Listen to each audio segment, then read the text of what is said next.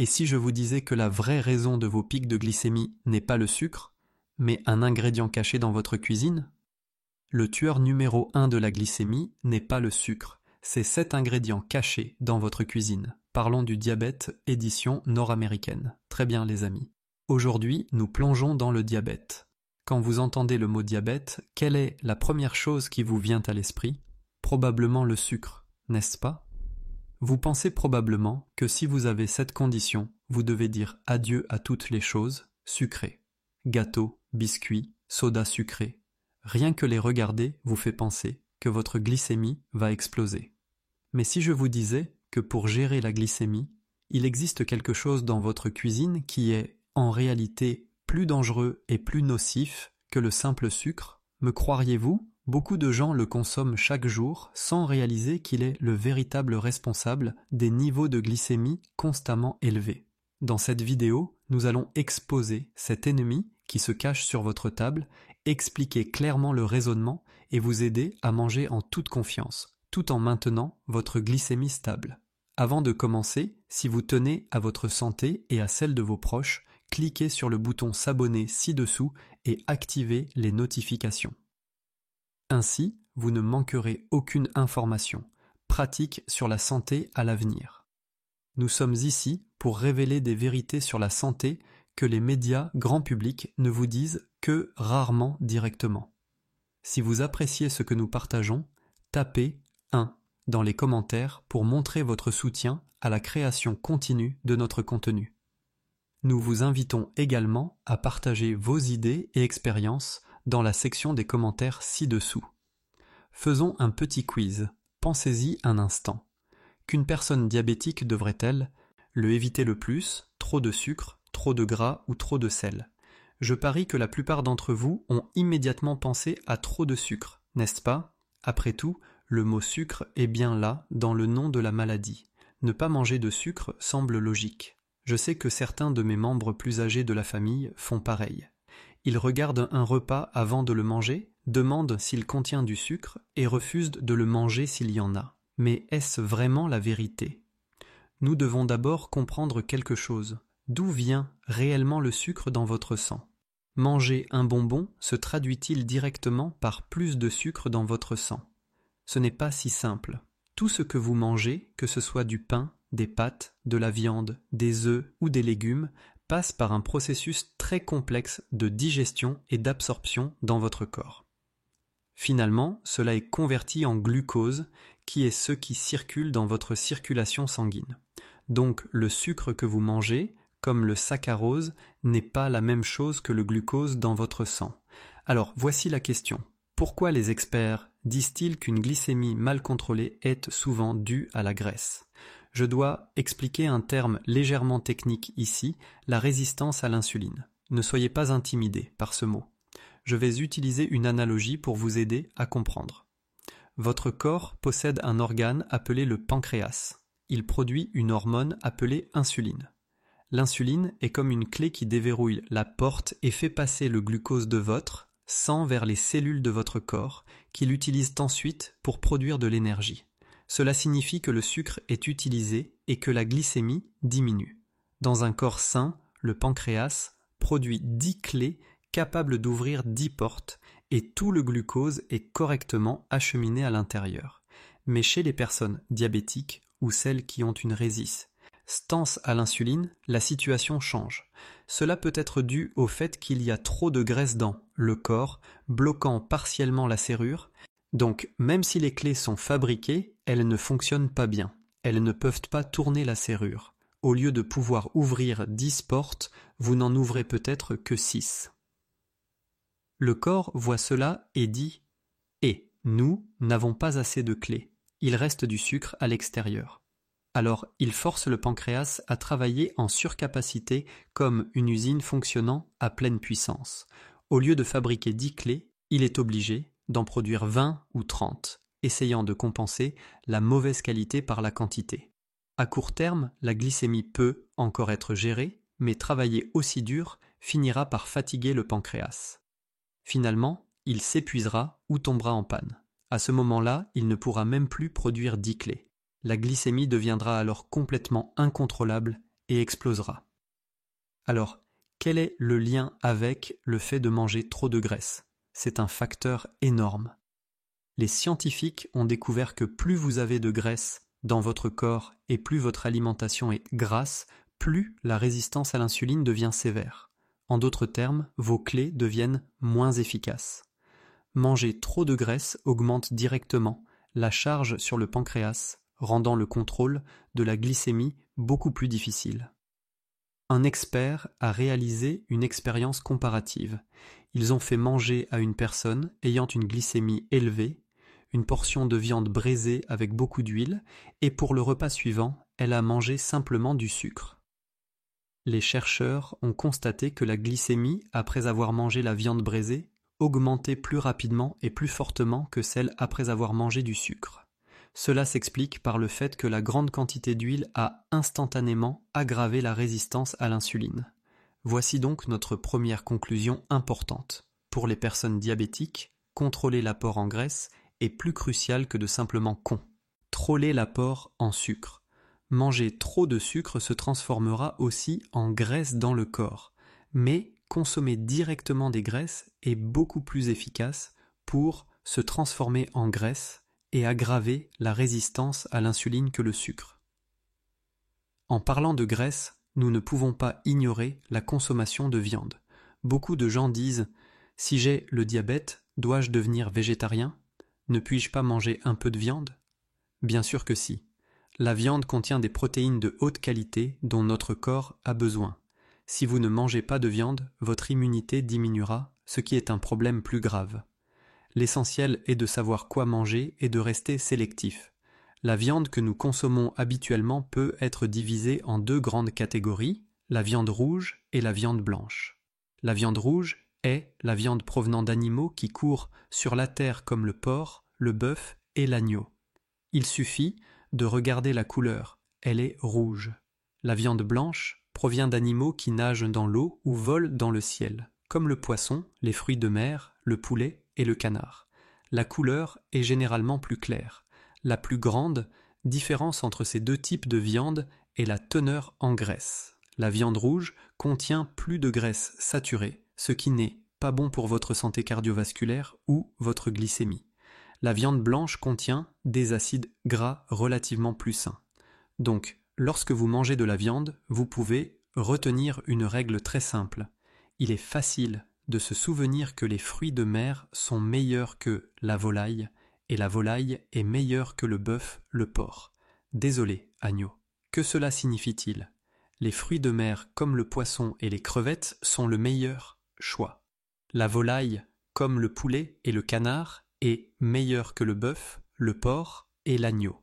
Mangez moins de bœuf, de porc. C et d'agneau, compris, la prochaine fois que vous commanderez ou ferez vos courses, pensez à cette règle des jambes et vous saurez quoi choisir. Très bien, une autre bonne question. Si la viande blanche est bonne, peut-on manger n'importe quelle partie du poulet ? Regardons une autre question. Parmi ces trois parties, cuisse de poulet, blanc de poulet ou foie de poulet, laquelle les personnes diabétiques devraient-elles consommer le moins ? Beaucoup pourraient choisir la cuisse de poulet en pensant qu'elle est grasse. Mais la bonne réponse est en réalité le foie de poulet. Pourquoi ? Parce que le foie de poulet est une viande d'organe. Les viandes d'organe sont souvent savoureuses et ont une texture douce et granuleuse que beaucoup de personnes apprécient. Une grande partie de cette saveur vient du cholestérol. Nos corps ont besoin de cholestérol, mais seulement en petite quantité. Si vous en consommez trop, cela provoquera des problèmes dans votre corps. D'une part, cela aggravera la résistance à l'insuline dont nous avons parlé plus tôt.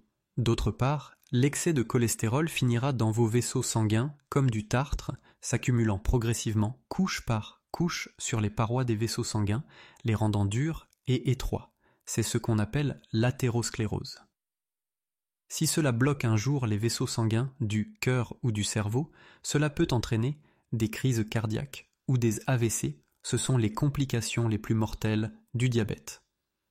Donc, la chose la plus dangereuse dans le diabète n'est pas l'hyperglycémie elle-même, mais les complications chroniques qu'elle entraîne, en particulier les complications cardiovasculaires. Dans ce contexte, Contrôler l'apport en cholestérol est aussi important que de contrôler la glycémie. Les viandes d'organes comme le foie de poulet, le foie de canard et les reins peuvent être un petit plaisir de temps en temps, mais elles ne devraient jamais faire partie régulièrement de votre alimentation. En parlant de cholestérol, il faut parler des œufs. Il existe tant de mythes autour des œufs, surtout des jaunes d'œufs. Beaucoup de personnes âgées, en entendant parler du cholestérol élevé, jettent immédiatement le jaune et ne mangent que le blanc, pensant que c'est plus sain. Ils jettent un trésor. Nous devons clarifier quelque chose. Bien qu'un excès de cholestérol soit mauvais, ne pas en avoir du tout est encore pire. Le cholestérol est un nutriment crucial pour notre corps. Il est essentiel à la synthèse de nombreuses hormones. Si vous n'en fournissez aucun, le fonctionnement normal de votre corps sera perturbé. Donc, éviter complètement le cholestérol est une erreur. C'est aller à l'extrême. Quelle quantité est bonne à consommer par jour ? En général, nous recommandons que votre apport quotidien en cholestérol ne dépasse pas 300 ml. Un jaune d'œuf de taille normale contient environ 200 à 250 mg de cholestérol. C'est parfait. Mangez un œuf satisfait, en gros les besoins quotidiens, en cholestérol de votre corps sans excès. Une femme a partagé comment sa famille mange les œufs et je trouvais cela très intelligent. Son mari s'inquiétait également du cholestérol élevé. Chaque matin, il mangeait 2 œufs frits. Pour le premier, il mangeait l'œuf entier. Pour le second, il ne mangeait que le blanc et jetait le jaune. C'est ainsi qu'ils ont résolu le problème du jaune d'œuf avec une quantité sûre et bénéfique pour la plupart des gens. Si vous avez vraiment des problèmes de cholestérol élevé, ou que votre médecin vous a spécifiquement conseillé de le limiter, vous pouvez faire comme cet homme et jeter le jaune lorsque vous mangez le second œuf. Mais ne évitez pas complètement les jaunes d'œufs. De plus, les jaunes d'œufs ne contiennent pas seulement du cholestérol. Ils contiennent également beaucoup de bonnes choses comme la lécithine, bénéfique pour le cerveau, et de nombreuses vitamines B. Cette combinaison de nutriments peut en fait aider le corps à mieux métaboliser le cholestérol et à former ce que l'on appelle le bon cholestérol. Au fait, la façon simple de comprendre le bon et le mauvais cholestérol est la suivante. Le mauvais cholestérol est responsable de fixer le cholestérol sur les parois des vaisseaux sanguins. Il est destructeur. Le bon cholestérol est responsable de nettoyer le cholestérol sur les parois des vaisseaux sanguins et de le transporter vers le foie pour le métabolisme. C'est l'équipe de nettoyage. Si vous ne mangez que de la viande grasse, vous produirez plus de mauvais cholestérol. Mais manger des jaunes d'œufs, grâce à leur composition complexe en nutriments, est plus susceptible de former du bon cholestérol. Donc, la conclusion est que manger un œuf entier chaque jour est sûr, bénéfique et nécessaire pour la plupart des personnes diabétiques. Arrêtez de jeter les jaunes. Puisque nous parlons de manger des œufs, la méthode de cuisson est également importante. Œufs frits, œufs brouillés ou œufs durs, lequel est le meilleur ? La réponse est, sans aucun doute, les œufs durs. La raison est simple. Tout d'abord, ils ne nécessitent pas une goutte d'huile, donc ils n'ajouteront pas de graisse ni de calories supplémentaires. Deuxièmement, lorsque les œufs sont bouillis, leurs protéines se dénaturent, passant de l'état liquide à solide. Cet état est plus favorable à la digestion et à l'absorption par notre système digestif. Beaucoup de gens disent que les œufs bouillis sont trop secs et difficiles à avaler. Ce n'est pas grave. Nous pouvons être flexibles. Il existe de nombreuses façons saines de manger des œufs. Les œufs à la vapeur sont lisses et tendres, semblables au tofu et conviennent particulièrement aux personnes âgées ayant des difficultés à mâcher. La soupe aux œufs avec des algues ou des tomates reconstitue l'eau et les nutriments. Les œufs pochés sont cuits dans l'eau sans huile et peuvent être ajoutés aux nouilles ou consommés, seuls avec un peu de sauce soja pour le goût. Ces méthodes permettent de profiter du goût et de la nutrition des œufs sans ajouter d'huile. Je dois insister sur un point. Ne mangez jamais d'œufs crus. Certaines personnes aiment rechercher l'aspect naturel et versent de l'eau bouillante sur un jaune d'œuf ou boivent même des œufs crus directement dans de la bière. C'est très dangereux car l'extérieur des coquilles d'œufs est facilement contaminé par une bactérie appelée Salmonella. Manger des œufs crus peut facilement entraîner des infections bactériennes provoquant fièvre et diarrhée. Le risque est encore plus grand pour les personnes diabétiques dont le système immunitaire est déjà affaibli. Ainsi, les œufs doivent être soigneusement cuits avant d'être consommés. Nous avons parlé plus tôt des graisses, des viandes et des œufs. Le concept central ici est les calories. Tout ce que nous mangeons contient des calories. Une fois que l'apport calorique dépasse nos besoins, l'excédent sera converti en sucre et en graisse dans le corps, provoquant une perte de contrôle de la glycémie et du poids. Ainsi, pour la gestion alimentaire du diabète, ce que vous mangez est important, mais combien vous mangez pourrait être encore plus critique. Vous devez apprendre à être un mangeur intelligent et être conscient des portions que vous consommez chaque jour. Voici quelques exemples pour illustrer les relations de conversion. Un œuf de taille moyenne, environ 30 grammes, a à peu près le même nombre de calories que 30 grammes de porc maigre. Mais si vous mangez des côtes à cause de la grande quantité de graisse autour des os, vous ne pouvez manger que 15 grammes de côtes pour le même nombre de calories que 30 grammes de viande maigre pure. Si vous n'êtes pas attentif, vous pouvez facilement manger 5 à 6 côtes, consommant ce qui représenterait une journée entière de viande. Si vous mangez du poisson ou des crevettes, vous pouvez consommer 45 grammes et cela n'aura toujours que le même nombre de calories que 30 grammes de porc maigre. Si vous voulez manger du foie, 15 grammes de foie ont le même nombre de calories que 45 grammes de poisson. Même les petits œufs de caille peuvent s'accumuler. Vous pourriez penser qu'ils sont assez petits pour en manger beaucoup, mais les calories de 6 œufs de caille équivalent à un œuf de poule. Mais la teneur en cholestérol de 6 jaunes d'œufs de caille est beaucoup plus élevée que celle d'un jaune d'œuf de poule. Il est donc acceptable de prendre quelques œufs de caille en guise de plaisir, mais n'en faites pas un repas complet. Vous comprenez ce que je veux dire ? Vous pouvez manger des quantités très différentes si vous choisissez différents ingrédients. C'est pourquoi nous recommandons de manger plus de poissons et de crevettes et moins de viande grasse. Vous n'avez pas besoin d'utiliser une balance tous les jours, mais vous devez garder ce concept à l'esprit. Si votre médecin vous dit que vous ne pouvez manger que 60 grammes de viande par jour, vous devez avoir une idée générale de la taille que représente 60 grammes de viande.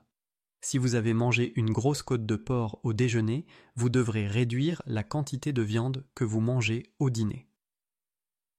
Apprenez ces équivalences entre les aliments et votre gestion alimentaire sera beaucoup plus facile. En parlant de contrôler votre alimentation, la première réaction de beaucoup de gens est alors « Je vais manger moins de riz et plus de légumes. N'est-ce pas? Les légumes, c'est toujours bon, n'est-ce pas? Attention. Il y a aussi des pièges avec les légumes.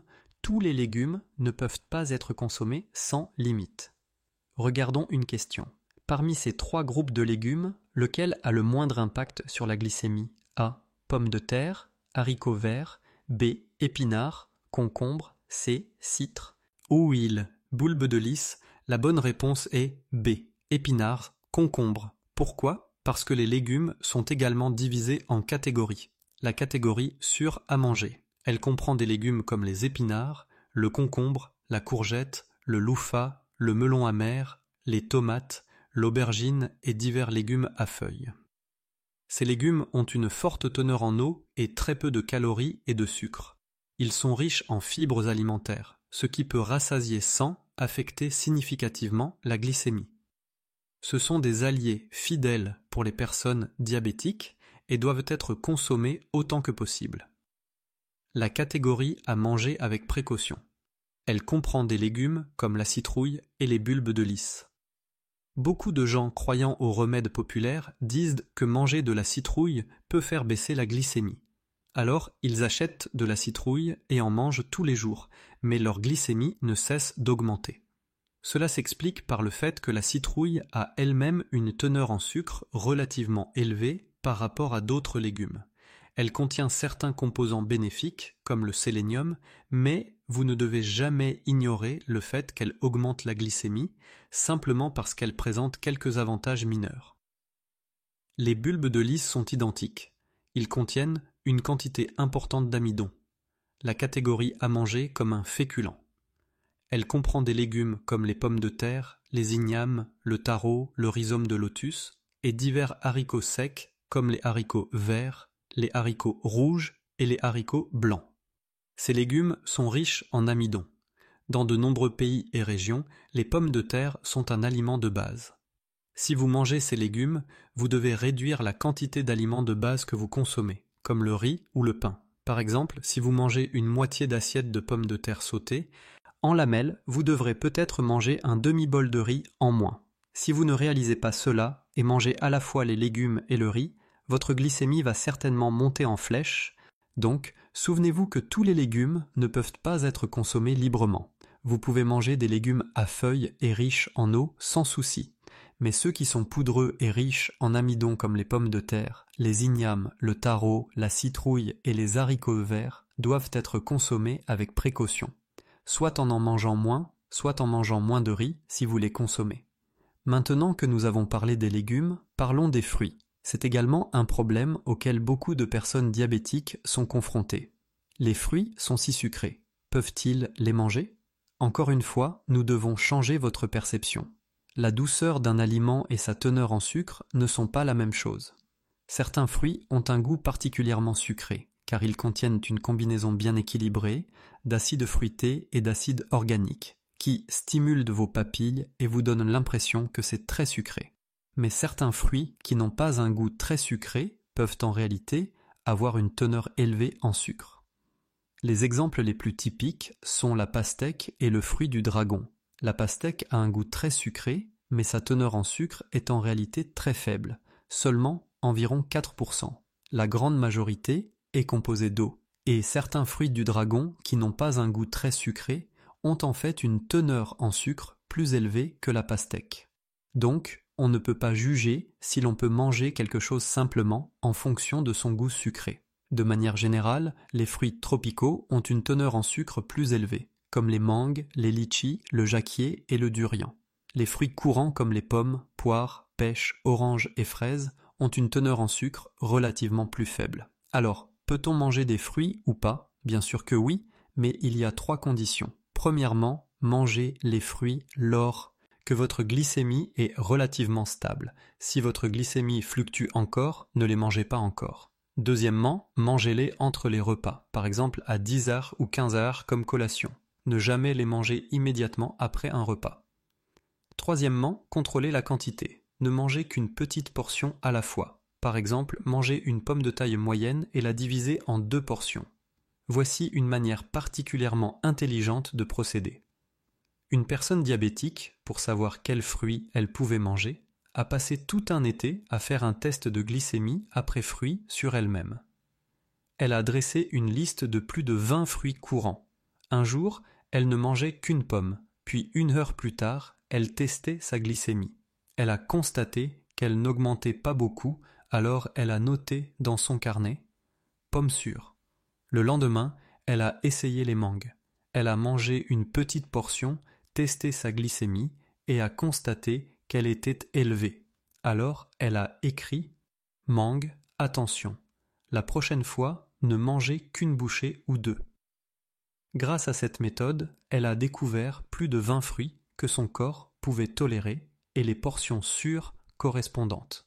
Vous pouvez apprendre cette méthode car chaque corps est différent. Ce qui fonctionne pour les autres peut ne pas fonctionner pour vous. Seul ce que vous avez testé vous-même est le plus précis.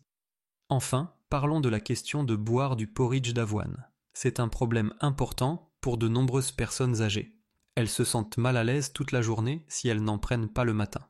Mais lorsqu'elles consultent un médecin, celui-ci est susceptible de dire « Vous ne pouvez pas boire du porridge d'avoine si votre glycémie est élevée ». Pourquoi cela ? Ce que dit le médecin est-il raisonnable ? C'est raisonnable parce que le porridge d'avoine à base de riz blanc que nous consommons habituellement devient très tendre après une cuisson prolongée. L'amidon qu'il contient se gélifie également, ce qui le rend très facile à absorber par le corps.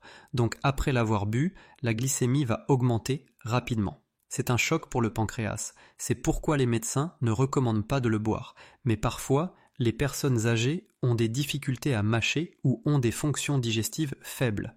Elles aiment donc manger quelque chose de lisse et facile à avaler. Leur interdire complètement de boire du porridge d'avoine n'est pas réaliste et pourrait même être dangereux, car elles risqueraient de ne pas manger suffisamment et de devenir malnutrices. Alors, que pouvez-vous faire? Il existe un moyen de permettre à tout le monde de boire un porridge réconfortant tout en empêchant le sucre sanguin d'augmenter trop rapidement. Ne buvez pas de porridge de riz pur. Buvez plutôt du porridge de grains entiers. Qu'est-ce que le porridge de grains entiers? C'est un porridge préparé en ajoutant divers grains entiers et légumineuses au riz, comme le millet, l'avoine, le sarrasin, les haricots mongo, les haricots rouges, les haricots noirs, etc. Pourquoi le porridge de grains entiers est-il meilleur? Parce que ces grains entiers et légumineuses sont riches en fibres alimentaires et possèdent une couche extérieure qui ne se cuit pas facilement. Ces éléments mélangés au porridge ralentissent considérablement la digestion et l'absorption de l'ensemble du bol. Le sucre sanguin n'augmentera pas aussi rapidement, mais augmentera lentement et régulièrement. Il y a aussi une astuce pour cuisiner les légumineuses du porridge de grains entiers. Les haricots mongo et les haricots rouges ont une peau dure. Si vous les mettez directement dans la casserole et les faites cuire à feu vif, ils mettront longtemps à s'ouvrir. La meilleure méthode est donc de les faire tremper avant cuisson. Lavez-les soigneusement et laissez-les tremper dans l'eau toute la nuit avant d'aller vous coucher. Le matin suivant, mettez-les dans la casserole avec le riz et faites cuire. Ils s'ouvriront facilement et vous n'aurez pas besoin de les cuire trop longtemps. Cela garantit le goût, conserve le maximum de nutriments et minimise l'impact sur la glycémie. Enfin, je tiens encore à souligner une chose. Les grains entiers restent des céréales. Ne pensez pas qu'en mangeant des grains entiers à la place du riz et en buvant un bol de porridge de grains entiers, vous pouvez ignorer cela. Ils contiennent toujours des glucides et doivent être comptés dans votre apport total en amidon quotidien. Si vous buvez un bol de porridge, vous devez réduire la quantité de riz en conséquence. Contrôler la quantité totale est le principe immuable. Bien, mes amis, nous avons parlé de beaucoup de choses aujourd'hui et il y a beaucoup d'informations. Permettez-moi de résumer les points les plus importants que nous avons appris aujourd'hui. Vous devez les garder à l'esprit. Contrôler les graisses est plus important que contrôler le sucre. Très souvent, le véritable coupable qui fait que votre glycémie devient incontrôlable est la graisse cachée dans vos aliments, pas le sucre. Utilisez moins d'huile pour les sauter. Éloignez-vous des aliments frits et mangez moins de viande grasse. Lors de la consommation de viande, souvenez-vous de la règle des jambes. Les fruits de mer sont meilleurs que la volaille, et la volaille est meilleure que le bœuf, le porc et l'agneau. Les abats sont trop riches en cholestérol, donc vous devez les limiter. Les œufs sont un modèle de nutrition. Mangez un œuf entier chaque jour. Les nutriments dans le jaune d'œuf sont très précieux, alors ne les jetez pas. La cuisson à la vapeur et à l'eau bouillante est la meilleure. Essayez d'éviter les sautés et les fritures profondes pour réduire votre apport en graisse dès la source. Il y a aussi des pièges avec les légumes. Vous pouvez manger des légumes verts feuillus sans souci, mais les légumes riches en amidon, comme les pommes de terre, les ignames, la citrouille et les haricots verts doivent être considérés comme des aliments riches en amidon. Si vous les consommez, vous devez manger moins de riz. Vous pouvez manger des fruits, mais vous devez être stratégique. Mangez-les lorsque votre glycémie est stable entre les repas, comme collation, et il est recommandé de tester votre tolérance à différents fruits pour en être sûr. Si vous buvez du porridge de grains entiers. Faites tremper les grains à l'avance et ne les faites pas cuire trop longtemps. Si vous buvez du porridge, vous devez réduire la quantité de glucides amidonnés dans votre repas. Amis, gérer le diabète n'est pas un sprint, c'est un marathon. Il ne s'agit pas de ne pas manger ceci ou ne pas toucher cela et de vivre comme un moine. Cela nécessite de la sagesse, d'apprendre à manger intelligemment, à avoir une alimentation équilibrée et à manger de manière sélective. J'espère que ce contenu pourra vous aider à clarifier certaines confusions dans votre esprit et vous permettre de profiter de délicieux repas dans les jours à venir tout en maintenant une glycémie stable et un corps sain. Si vous pensez que ce contenu est utile pour vous ou vos proches, n'oubliez pas de le partager avec eux. Vous êtes également invité à vous abonner à notre chaîne et à activer la cloche de notification pour ne manquer aucune de nos actualités santé. Je serai avec vous pour vieillir ensemble en bonne santé et heureux.